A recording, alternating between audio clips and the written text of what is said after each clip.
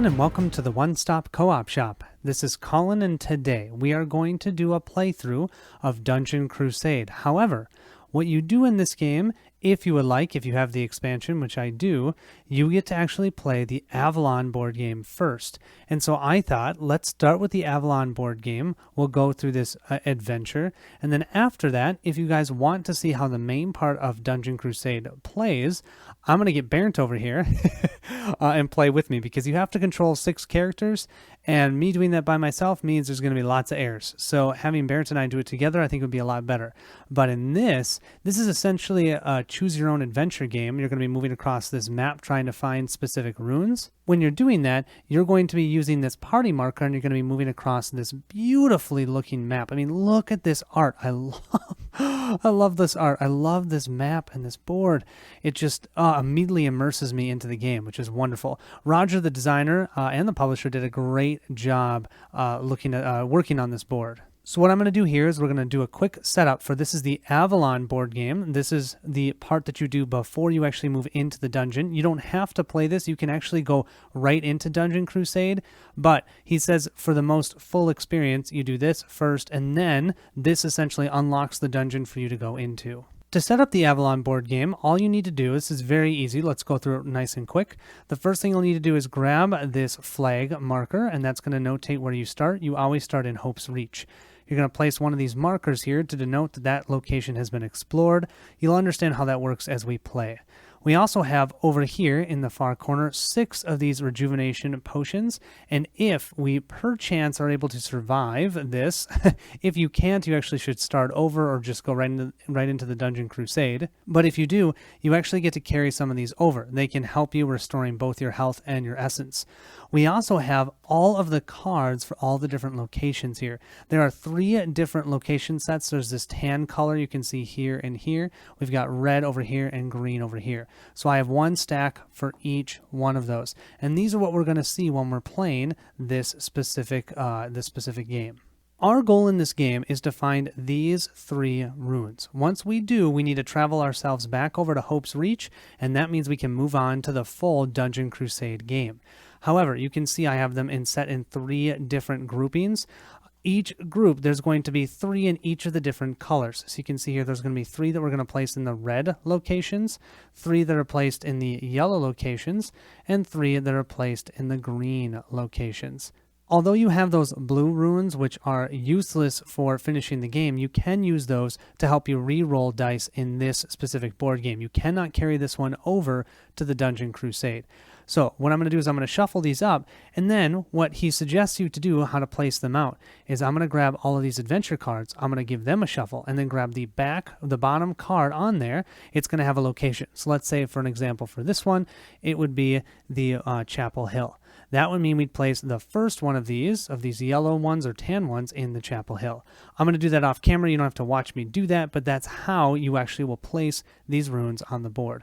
And don't forget, these are all going to be randomized, so I don't know which ones are which, but I do know there's one of each of the rune types in those different colors. So if, let's say, I find this one from the red, I know I don't need to go and look for these other 2 red. So that helps you, so you're not looking for 9 runes and spending your entire day playing the pre-adventure game.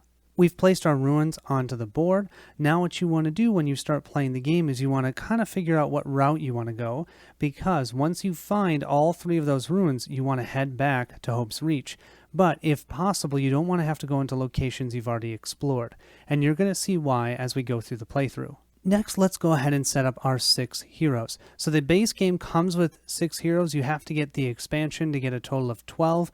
I did not get that specific expansion, so I only have the 6 basic characters.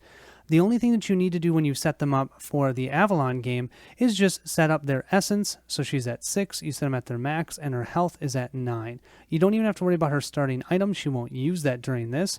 And then what you need to do is just have them all tracked with a specific token, because a lot of times you'll need to pick a random hero. And this way I'll be able to tell you, okay, this is random hero number 1. Each character also has a really fun background story that if you'd like to read, I'm not going to bore you with that because we'll do enough reading during this game.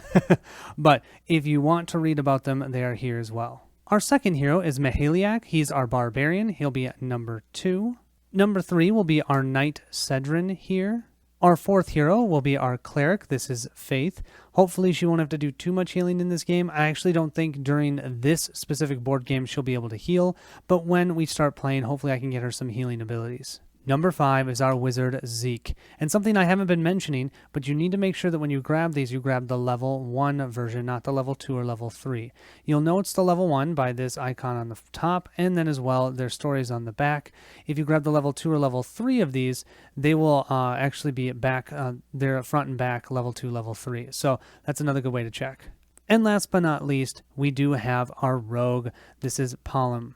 This game will mostly be reading and exploring, but sometimes you will have battles. They do have a battle mat here. It's dual-sided, so you have an indoor and an outdoor. You can decide which side you want to use, and it's basically just to set up lanes for your characters. You can also see we do have standees for each one of our characters, and we have standees for all of the enemies, so I have those set aside as well. Finally, we have setting up our loot deck, because one of the reasons that you're going on this adventure is also to find some wonderful loot. We have all different types of levels of loot. This is our junk loot. Then we have commons, and yeah, junk loot means it's junk. We have commons, we have uncommons, we have rares, we have epics, and we have legendaries. We also have an underworld loot. I've pulled those out, as well as we have the starting cards for all of our heroes. They're actually notated on our card. I've pulled those ones out as well, because we'll start with those, so it'd be silly if we found them looting. That'd be kind of sad, actually. So on the actual rules, it tells you how to set up. There are 3 different levels for our loot during the Avalon board game. The bronze loot will be full of 3 junk cards, 8 common white cards, 3 uncommon green cards, and 1 rare. Then the silver will be 3 junk, 8 uncommon, 3 rare, and 1 epic. Ooh. And then the gold is still 3 junk loot. Wouldn't that be brutal? You get a gold one and you still get junk. Ugh. 8 rare, 3 epic, and 1 legendary. So I'm going to set all of those up and we're ready to go. We've placed our 3 loot decks, gold, silver, bronze, over here on the left side of the board. The important thing to know is you're not going to use these during this game. If you gain one, you're simply going to grab it and place it face down next to your character sheet. After you complete this adventure here, you'll flip all of them over and see which ones you want to use. You might want to sell some. Who knows what you want to do. But yeah, you will not get to flip them over until after the game, which is actually kind of fun, so you don't know what you found. The final item to talk about is our fate track here. We can have up to 3 characters die, and then they'll be able to come back. We have an angel watching us over, as Roger calls it. But after the 4th one dies, we lose the game. But don't forget, we do also have those rejuvenation potions, and you can use those at any time, even in the middle of combat. You can just claim that you're doing it and automatically heal 3 health and 3 essence. All right, let's get started. Part 1, Into the Great Unknown. On a calm and clear evening, the 6 heroes assemble on the island of Hope's Reach at the request of Father Jova to discuss the journey ahead of them and what needs to be accomplished. The heroes kindly greet one another and quickly build a strong camaraderie between them. A short while later, the heroes see Father Jova and a few acolytes approaching from the north out of the darkness. Good evening, my gallant friends, and thank you for answering the summons. The situation I speak of is quite dire. There is a village that has been under siege by creatures from a place of great evil that is a short distance away. Someone or something has placed a powerful curse on this wicked location where no one can gain entrance to vanquish the evil that dwells within. There is one hope, though. There are 3 powerful runes known as the Runes of Eternity. These runes can destroy any evil that comes into contact with them.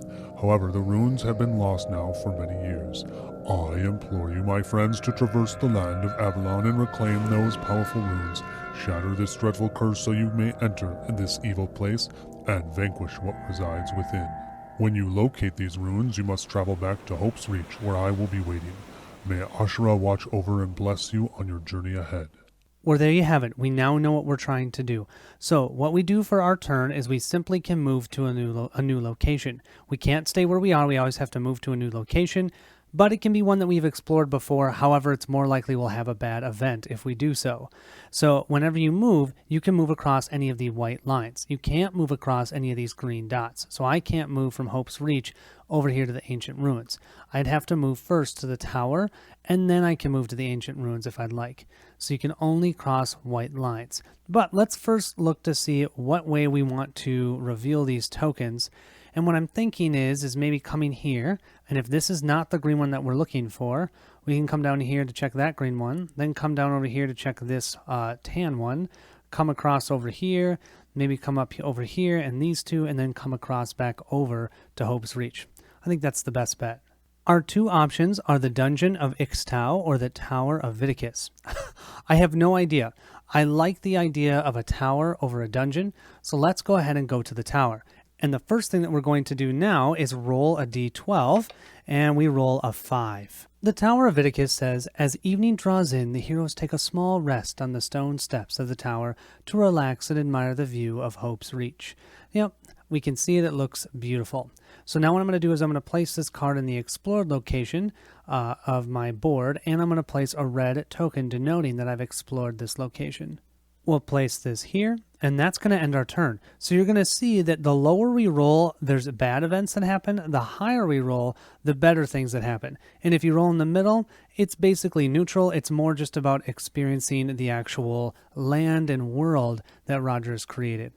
So I think for our next move, let's go ahead and go to this evergreen. So let's move here, and then we're going to do the same thing that we had to do last time, which is roll a d12, and let's see what we get. Oh, we get an 8 this time. The heroes awaken to a knock on the door of their billet one morning. As one of the heroes opens the door, they are greeted by some villagers who have brought them fresh harvested bread and elderberry juice. Each hero recovers 2 health and 2 essence. Really? Had that have to happen now? We're totally at full. We can't go above our maximum, so I'll just be placing this in the explored pile. We'll also place a token here to denote that. So why it matters that you place these tokens is because if ever I move back into that location, I'm only going to be able to roll a d6. And as I was saying before, your 8s through 12, you're usually getting something good. And then your 6 and 5, it's neutral. And then 4 and below, it's something bad. So if you ever move back into this location, you're really going to want to roll a 5 or a 6, but it's only on a d6. So that's why it matters if you go back into a new location. Okay, with that, I think it's time to go into, oh boy, the House of Demons. Do I really want to go there? Do I really have much choice? I don't think so. I'm going to go ahead and move into the House of Demons. And then what I'll do is I'll roll that d12 again. And this time I rolled a 12. That's awesome. First thing we need to do is randomly select a hero. So let's go ahead and do that. We have number 6. That is going to be our rogue, Palom. Okay, so our rogue, this is what's going to happen to her. Entering into a secluded area of the structure, this hero has discovered a room with an enormous amount of skulls on many shelves. While searching through a battered chest, the hero finds a scroll with some type of ancient writing upon it. Test Wisdom 12. On a success, they translate the writing, and it reveals gold hidden within a certain skull. Roll 1d12 times 100 for the gold within the skull. On a fail, the hero shakes their head at the scroll and exits the room. Okay, Wisdom. Well, if you look here, our rogue's wisdom is 0. Great. We need to roll a 12 or higher, but we do get to roll a d20. What we do is we add our wisdom to whatever we roll. So hopefully I'll just roll more than a 12. Oh, that's a 13. That's awesome. That means I get to roll a d12, and I get to see how much gold I get. 10? Are you serious? 10 times 100? That's a total of 1,000 gold coins, and that's specifically going to go to our rogue. We cannot share gold during this part of the board game. That was absolutely 100% totally worth it. 1,000 coins, I like it. We'll now place a marker that we searched in the House of the Demons. Gosh, that was a great place. We found skulls with money. And we found our rune, which is just a blue one. So that's not one of the ones that we want, but we can use that always to re-roll a die if we would like. So I think our next step is going to be going to the Witherbrook Forest over here. Ooh, let's see what we're going to find. I'll go ahead and place this here. Then let's go ahead and roll a d12, and let's see what we get. We get a 5. The sun shines through the tall trees, and the heroes feel a cool breeze upon them as they make their way through the eastern forest. I almost forgot you guys about Witherbrook, so let's go ahead and move here next. We'll place one of our red tokens there, and then let's go ahead and roll our d12 again, and this time we get a 9. Witherbrook is having a nighttime festival. Spirits are high and the heroes enjoy a great time with the villagers. Each hero recovers 3 health and 3 essence. I have not had anything happen to us yet. Because we have now ended our turn, here we get to look at this ruin. Oh great, this is one of the 3 that we need, the green one. So the green runes we don't need anymore, just so that I don't forget. If I see any of the green runes, I don't need to go and get them. Next, let's go ahead and move to this Tower of the Maidens. It sounds kind of cool. There's just a little bit of a white space here, so I think we can do that. We'll move ourselves down to there, place this here, and let's see what we roll for this. And we roll a 12 again. The heroes discover a slain maiden deep in the forest and take the time to return her body to her comrades in the tower. Kari Sibri thanks the heroes for their noblest deed and rewards them with a piece of gear. Take one loot from the silver treasure deck. Awesome! So I have this one. I have no idea what it is. It doesn't say a specific person's going to take it because I don't think that matters, maybe? I don't know. It's the first time I'm playing this. So I'm just going to go ahead and set this with all of our loot, and at the end of the game, we'll reveal what it is. From here, let's go ahead and move to Rayan's Crossing. And let's go ahead and see what we are going to roll for this one. We'll roll up, we rolled a 7. That's still, I think, a good result. The heroes enjoy a beautiful sunset across the shimmering waters of the Twilight Lake as they traverse Rayan's Crossing. From here, let's go ahead and move to Stonefield. Hopefully we'll find one of those items that we want there. We'll roll this die up. Oh, I almost saw a 1 there, but we rolled a 10.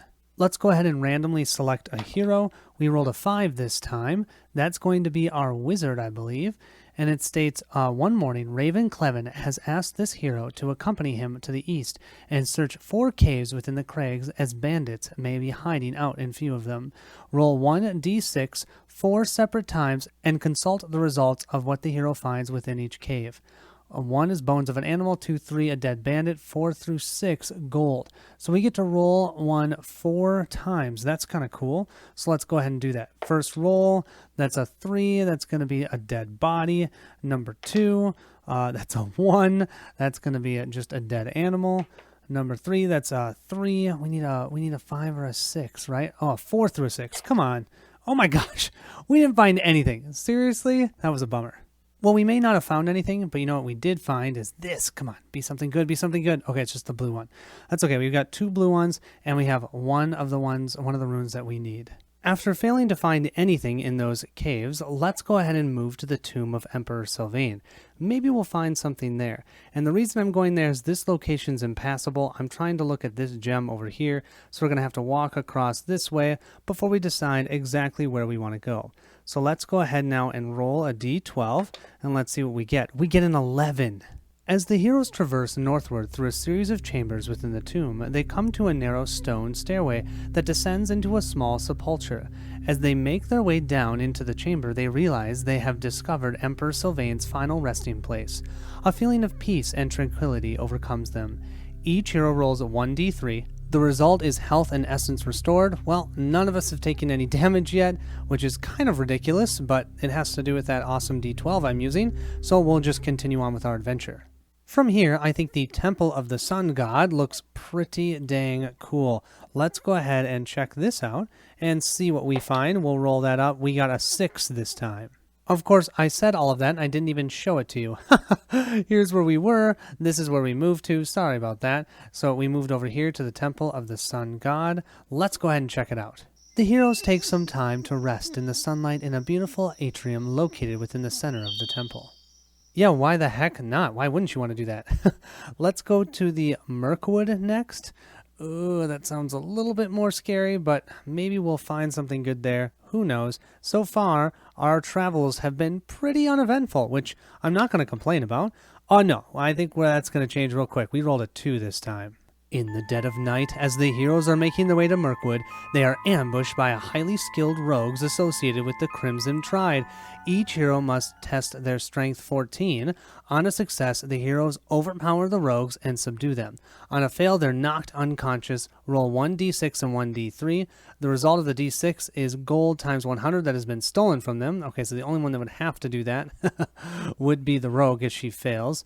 And then the other one must be damage taken. Anyone here currently has a strength of 1. We're trying to get to a 14, so we need to roll a 13 or higher. No, she rolled a 3. Ow. So let's roll the D3. She'll take 1 point of damage, so she'll go from 9 health down to 8 health. Next is our Barbarian. He has 3 strength, so he just needs an 11 or higher, and he gets a 20. He has no problem. He totally knocked that rogue to the side.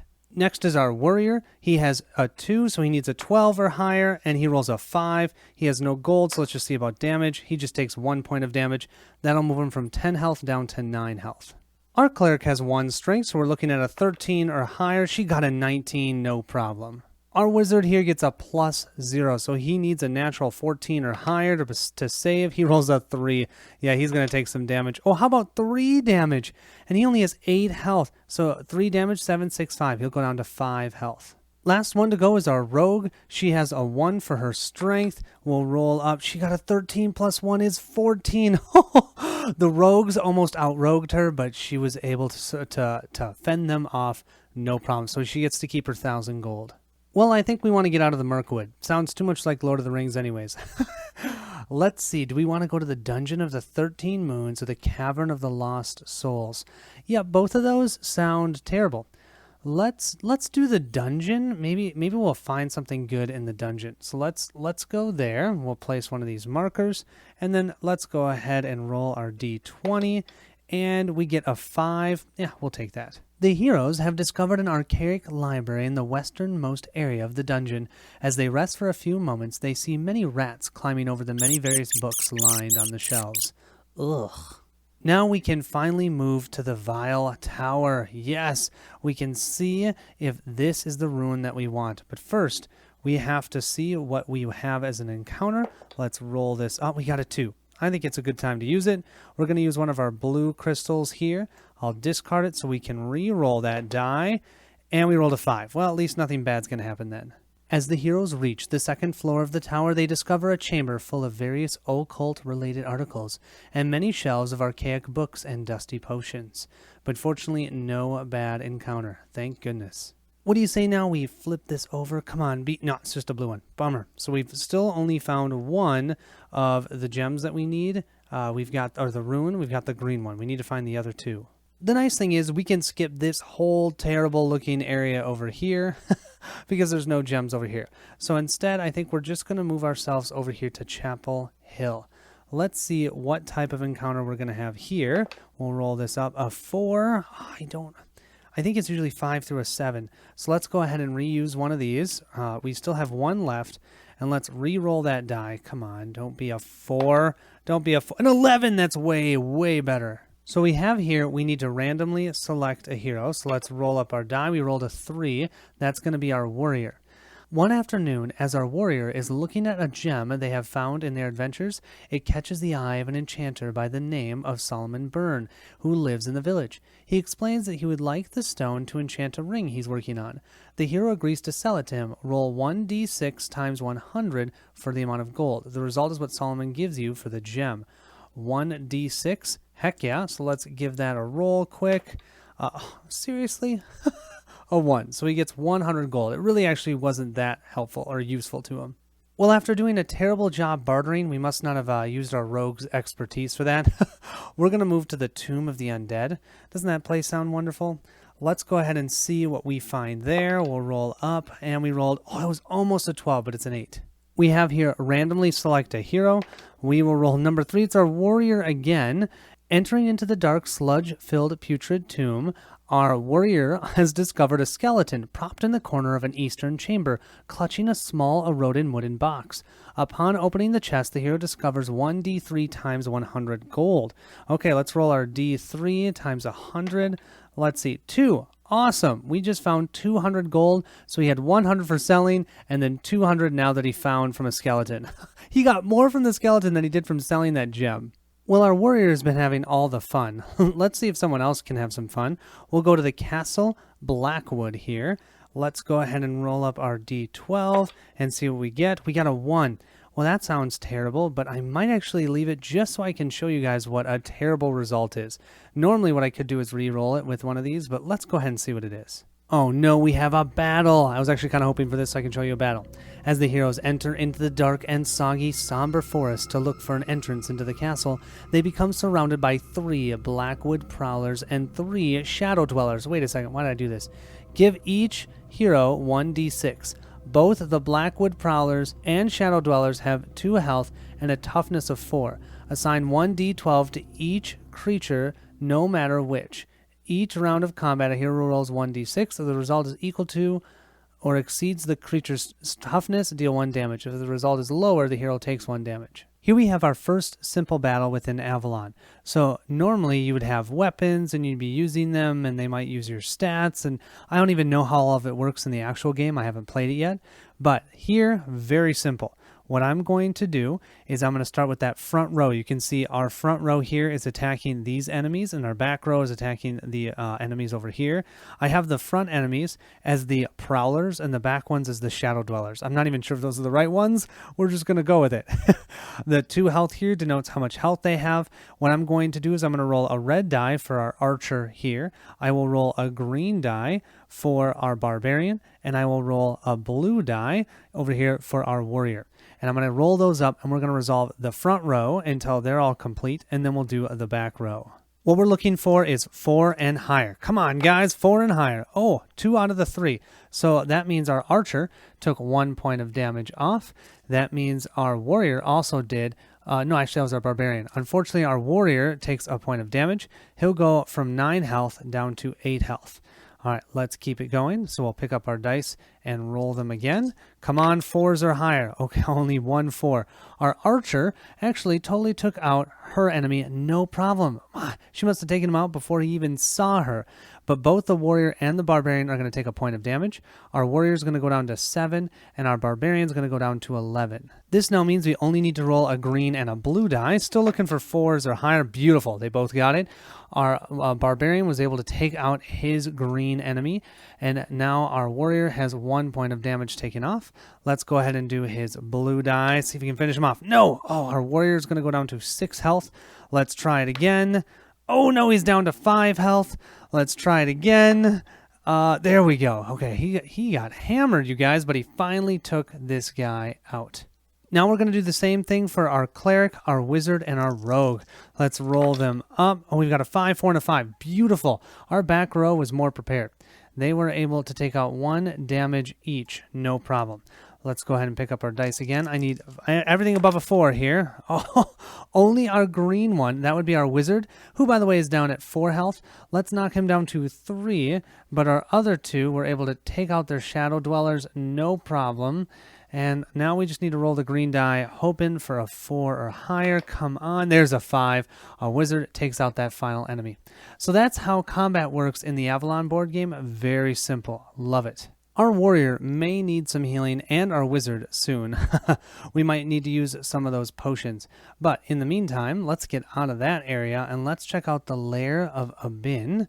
And let's go ahead and roll our d12. And we get a 5. That's okay. Nothing good, nothing bad. I'll take that. Passing by the tower one evening, the heroes quickly traverse around it, astonished at the amount of scarlet nightshade encasing the tower. Ooh, scarlet nightshade is not nice. It can definitely hurt you. But it didn't hurt us here. And let's see. Come on. Is this the right one? Yes, this is. That's the red rune. Okay, we found 2 out of the 3. We only need to find 1 more. Now, I have a couple options. I could move myself over to the Thunder Coast and then come up here to the Tomb of Lost Souls, then go to the Sanctum of Dread to then check this one out. I know this one is just a blue gem because I found the red one. But I don't really want to go back to that Castle of Blackwood. I'm only going to roll a d6 if I go back there. So, yeah, I think I'm definitely going to go to the Thunder Coast. Let's go here, and then let's go ahead and roll our d12, and we get a 5 again. The heroes enjoy a quiet night on the beach and a cool breeze as they watch the moonlit cascade over the raging waters of the Sea of Anguish. Sea of Anguish, what a name. This is good, but I'm not getting any loot. I only have 1 loot card. Let's then go ahead and try out the Tomb of Lost Souls.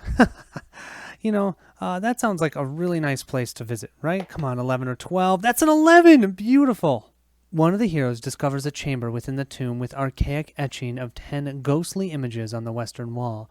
On the northern wall is an etching of an evil high priest performing a sacrifice upon an altar with an inscription, "The fortune of the unfortunate 10 lies within 1. Randomly select a hero and test Wisdom 10. On a success, the hero understands the inscription and inspects the first ghostly image and discovers a concealed hole in the wall, containing 1d8 worth of gold. On a fail, the hero looks at the etching one last time and exits the chamber. So let's go ahead and see who our random hero is going to be. Well, that's a 6. Well, you know what that's going to be? That's going to be our rogue again. A rogue, a wisdom 10. If I remember right, our wisdom is 0. So we need to roll a 10 or higher on a d20 here. Let's give it a roll. Oh, it's a 9. No, she didn't get anything from it. No gold for our rogue. Well, at least we tried, right? And we also know this is a blue gem, so we can use that for a potential reroll. Let's go ahead and move to the Sanctum of Dread. What a wonderful name. And then we'll go ahead and roll our d12. Come on, be something good. That's a 10. That should be pretty good. As the heroes venture to the second floor of the sanctum, they head east and discover a gruesome type of laboratory with many dead young women laid out in thick wooden tables and piles of white gowns on the corner, or in the corner. Ugh. Randomly select a hero and test willpower of 9. Okay, this better not be a rogue. It's a 4. Our 4 would be, who is that? Oh, that's our cleric. Our cleric has a wisdom of 2, so that means she only needs to get a 7 for this. So let's see. We'll roll our d20, and we get a 13. She succeeded on a success. The heroes move the gowns and find a chest with 1d6 worth of gold on it. Okay, let's go ahead and roll a d6. We found gold. Oh, I threw that one off the table. Let's try this one. 3. So our cleric, I was hoping that maybe she could do something to help them, but I guess not. She got 300 gold at least. Well, after that dreadful place, at least we got some money out of it. Let's go ahead and move here. This is called the Ruins of Ashenfall. Let's check this one out. We'll roll our d12, and of course I roll it off the table. I'm having a hard time rolling dice today. Let's roll it up. Oh, we got a natural 12. Ascending the outside stone stairway of the tower, the heroes reach the top and discover a door to a small chamber. Upon entering, they find a few candles lit on a table, a golden key, and a scroll of healing. Each hero recovers 3 health and 2 essence. Randomly select a hero to give the golden key quest token to. Oh, okay, so there are some random quest tokens that we get in this game that we might be able to do something with only in this game, though. If I don't use it, then I can't give it to someone else. Or I can't use it, I should say, in the main game. So let me roll a d6. Oh, guess what? It's our rogue. Our rogue gets everything. So our rogue will have the golden key quest token. Everyone is now at full health except for our warrior and our wizard. Our warrior still is only at 8 health and our wizard is at 6 health. But yeah, that was because both of them were really injured. Let's see if this is our third token that we need. It is! That's our third one, the yellow one. So we found a yellow, a green, and a red. So all that means is we have to get back to Hope's Reach. So from here, do we want to go either to the Ghost Isle or the Deadwood? Let's see, it's going to be the same either way. Let's go to the Ghost Isle. I feel like that one's slightly better in sounding. I have absolutely no idea if that's actually true. Let's go ahead and then roll our d12, and we get a 4. Oh, do we want to use it? We've got a blue one. Let's go ahead and use one of the blue ones to re-roll that die. Instead of a 4, we're going to get a 4. Well, I guess we're just going to take the 4.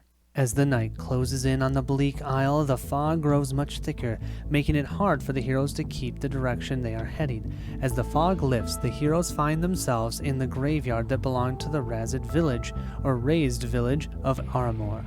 All of a sudden, the screams and cries of the villagers who were executed and burned at the hand of Lord Blackhand echo all around the heroes. Each hero must test their willpower 13. On a success, the hero covers their ears, meditates, and blocks out the shrill. On a fail, the shrieking and deathly cries overwhelm the hero. Roll 1d4 and lose that amount of essence. Willpower is this stat here. We've been doing wisdom from our other ones. This is our willpower test.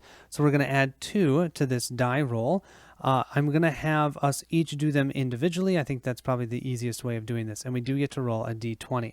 So this first one is for our archer. We'll roll up. She rolled a 1. Yeah, I think she failed. Now, I would normally roll a d4, but I'm going to roll a d8 divided by 2 because it's easier to see on camera. So I'm going to go ahead and roll that a 6. 6 divided by 2 is 3. She's going to lose 3 essence. So she'll go from 9 down to 6. And if ever you lose all your essence and you need to lose more, you take health for the difference. Next is our barbarian. He's going to add 2 to his roll. He rolled a 4. He also failed. Oh my gosh. He's going to take 4 essence as a loss. 8 to a 4. Yeah, these guys do not like hearing these villagers scream. I mean, I wouldn't either. Our knight at least gets to add 3 to this roll, and he also rolls a 4. That's a fail, and he rolls a 5. That means he'll lose 3 essence. He'll go from 8 down to 5. Our cleric has to be able to do this. Adding 3, come on, you can meditate. A 14, yes, she's good. Our wizard is also adding 3. Come on, you can do it. That's a 6 plus 3 is 9. No. So the essence he's going to lose is a 3. That means he'll lose 2 essence. He'll go down to 10. And then finally, our rogue, she'll roll up. She only gets to add 1. 1 plus the 11, that's only 12. So we'll roll that d8. Oh gosh, she's going to lose 4 essence as well. She's going to go from 9 down to 5. Well, we're almost through this mess. We have 1, 2, 3, and then we will be back at Hope's Reach. So let's go to the Crypt of Zilia. That place, and come on, I got to roll a 12, right? There's got to be something amazing in the crypt. We rolled a 6 instead. Trekking through the sludge-like mud late one evening through a torrential downpour, flashes of lightning illuminate the many broken and cracked headstones throughout the graveyard. These brief moments of light aid the heroes along their perilous journey. Yeah, all we're thinking about is the graveyard we just left, that we just found this one. Wonderful. From here, though, I think it's safe to say we want to go to the Temple of Evil. Is want the right word? I don't know. Let's go ahead and roll up. Okay, we rolled a 9. That should be pretty good, and I'm going to go ahead and put this token here. From out of the temple doors, a small group of young acolytes emerges and approaches the heroes. They tell the heroes they are here searching for some villagers who went missing. One of the acolytes offers to heal the heroes of their wounds and restore some essence. Roll 1d4. The result of health and essence is restored to all heroes. Oh man, 1d4 worth? I'll roll that d8 just like before. Okay, that's 1. 1 to everyone. Wonderful. Why can't I roll high when it really matters? Well, we have one more location that we're going to go to, and we're going to hope that we can maybe get another loot card. We've only gotten 1 loot card, you guys. I don't know if that's normal. Like I said, this is the first time I've played this.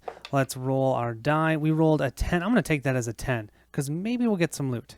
Randomly select a hero. So let's see what we get. We get a 4. That will be our cleric. Awesome. Our cleric has descended a small stairway in the dungeon and ventured into an overgrown alchemy chamber.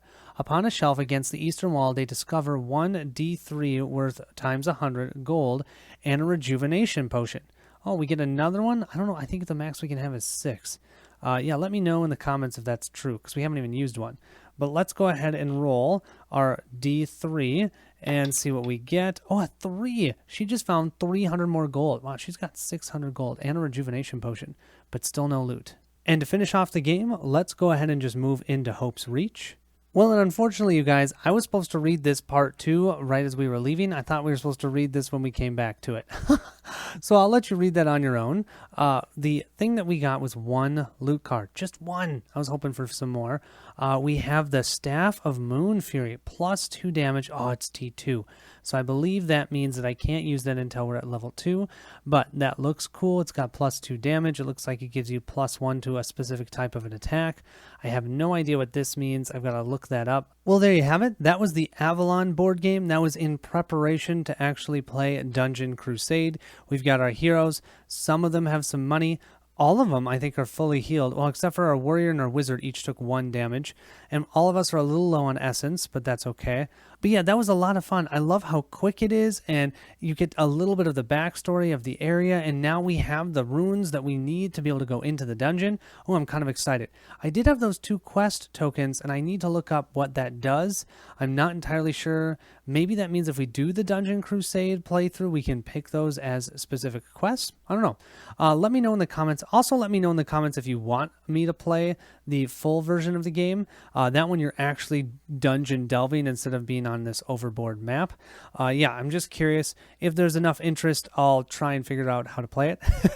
Regardless, thank you so much for watching, and don't forget we have live plays on Twitch, we've got our podcast, and of course we have our YouTube channel here and our YouTube streamed channel for any live content as well. Make sure to check those out, and thank you so much for watching. I'll catch you at the next stop.